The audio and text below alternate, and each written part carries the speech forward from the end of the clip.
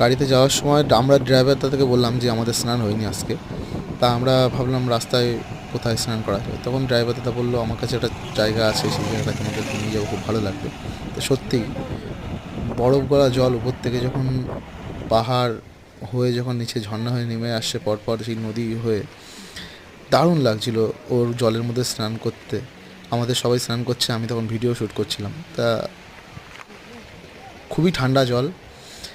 আর এই ঠান্ডা জলের মধ্যে যখন জলটা গায়ে ঢেলেছি না, মাথায় দিয়েছি, তখন পুরো শরীর কেঁপে উঠেছে আমার।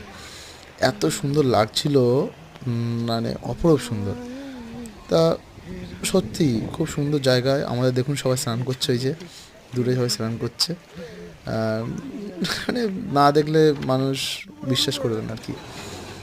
তা তারপরে আমরা ওখান থেকে স্নান টান হয়ে গেলাম, আমরা বেরিয়ে গেলাম, বেরিয়ে আমরা যেতে লাগলাম আস্তে আস্তে সোনপুরের দিকে।